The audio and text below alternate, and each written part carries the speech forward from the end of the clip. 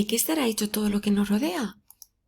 Bueno, según cuentan, hace mucho tiempo, en concreto en el siglo IV a.C., en Grecia, en concreto en la ciudad de Abdera, vivía Demócrito.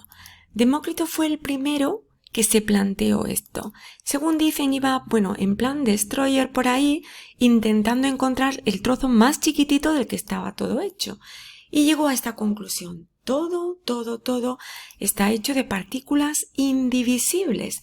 Los árboles, las rocas, todo lo que le rodeaba. Bueno, en realidad él dijo todo está hecho de átomos, porque átomos es como se dice en griego indivisible, y él como era griego pues pensaba en griego. Bien, pasó mucho tiempo, pero muchos siglos, y observando el comportamiento de la materia en estado gaseoso, es decir, viendo que se podían comprimir los gases, se elaboró una teoría para intentar explicarlo basada en la teoría de Demócrito. Para responder a esta pregunta. Y lo que dijeron fue esto.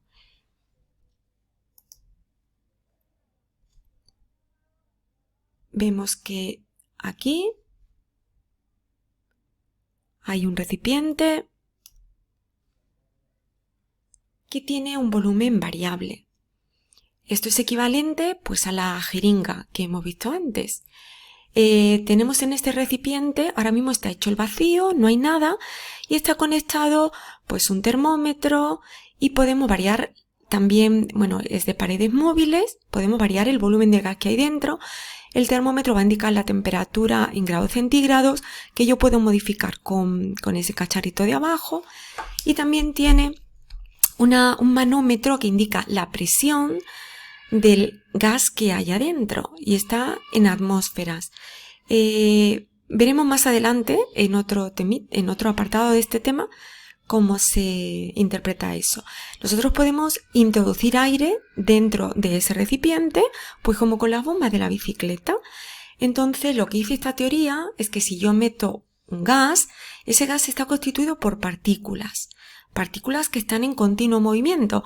Dentro de ese recipiente, veis, inicialmente no había nada y ahora hay particulitas. Estas particulitas se están moviendo, están chocando contra las paredes del recipiente.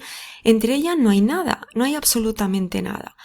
Si yo echo más partículas, ahora pues van a tener menos espacio para moverse.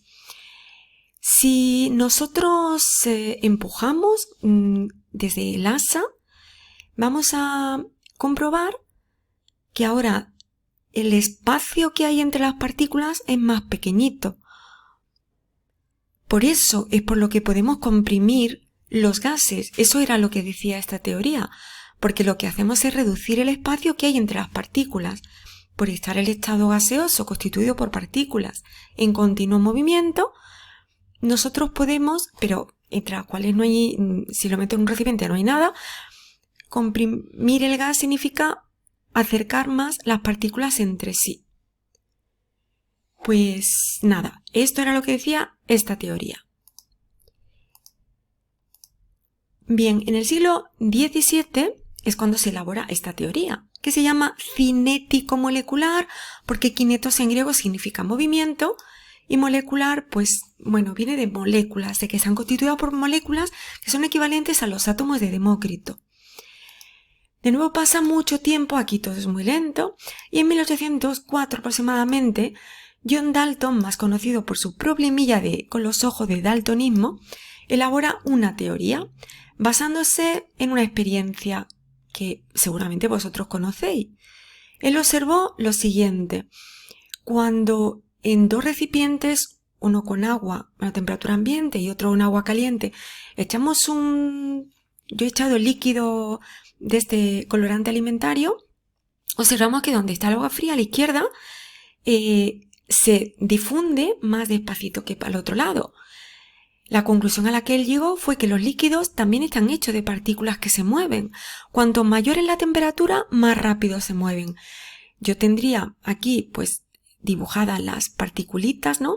A la izquierda tenemos las moléculas de agua, veis que apenas se están moviendo, mientras que en el agua caliente se mueven rápidamente, muy rápidamente. Al moverse rápidamente van a darle golpes, muchos golpes, a la sustancia que está entrando, que también está hecho de moléculas. Por golpearla muy rápido, por eso se difunden más rápidamente en el agua caliente. Entonces esta es la conclusión. Toda la materia, no solamente cuando está en estado gaseoso, sino también en estado sólido y líquido, está formado por átomos. Por eso se llama teoría atómica de la materia, porque es la materia en cualquier estado. Puede explicar, pues por ejemplo, el principio de conservación de la masa, pero hay otros fenómenos como estos que seguramente vosotros con los que estáis familiarizados, fenómenos de electrización, que para que se puedan explicar hay que considerar que los átomos tienen partículas dentro. Este tipo de fenómenos lleva a la conclusión a los científicos de que los átomos no son indivisibles, sino que tienen partículas, los electrones y los protones, los electrones con carga eléctrica negativa y los protones con carga eléctrica positiva, con una diferencia de masa de en torno a 2000. Bien, estas partículas son las llamadas partículas subatómicas. También están los neutrones, pero se descubrieron mucho más tarde. Entonces, el siguiente problema que se plantean los científicos es, bueno, ¿y cómo están distribuidas estas partículas dentro de los átomos?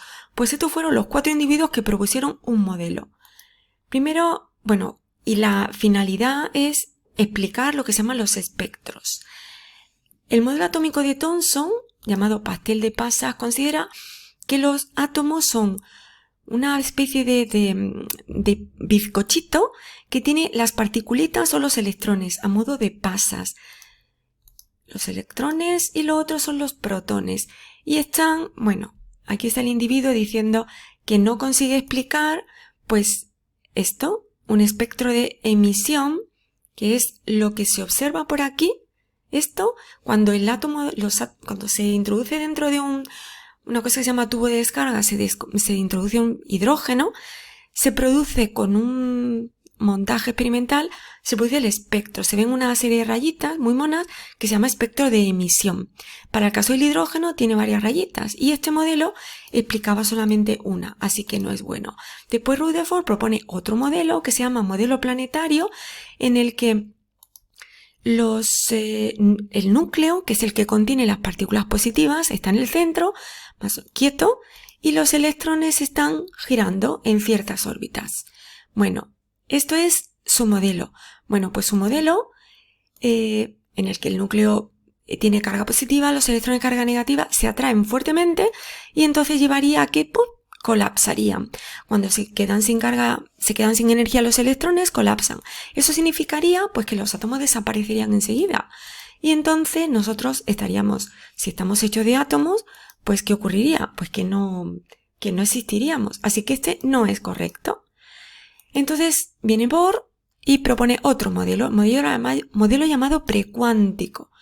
En este los protones están quietos en el centro del átomo, los electrones girando en órbitas circulares, pero dice que solamente ciertas órbitas están permitidas, solamente las que están a cierta distancia del núcleo. Y mientras giran, la energía permanece constante, no están perdiendo energía, pero pueden saltar de una órbita a otra y emiten radiación. Y esa radiación tiene forma, a veces, de luz visible. Entonces, su modelo sí que explica cómo se produce el espectro de átomo de hidrógeno, que tiene este aspecto. Pero el problema es que no explica ni cómo se forma el espectro de otros elementos químicos, aquí ves el del helio, oxígeno, nitrógeno y argón, ni tampoco otros ciertos aspectos del espectro del átomo de hidrógeno, que es el más sencillito. Entonces viene el modelo actual, el de la nube de carga, que surge de la mecánica cuántica. Lo fundamental es que pasa el concepto de órbita como una trayectoria que sigue el electrón, que es una perfectamente conocida, pasa este concepto al concepto de orbital, que es una zona del espacio en torno al núcleo donde es probable encontrar el electrón, porque no podemos saber exactamente dónde está. Esta zona del espacio tiene un cierto volumen, una cierta órbita y orientación espacial. Y aquí os he dibujado varios orbitales. El S, por ejemplo, estos dos son el S, que se diferencian en el tamaño, los S tienen forma esférica, los P, que tienen esa forma como de dos peonzas que pueden tener orientación en el eje X, Y o Z. D, que hay 5 y tienen, ese es uno de ellos, son muy complicados. Y los F, que hay 7. Espero haberos acercado un poquito a este fascinante mundo que es el de la física.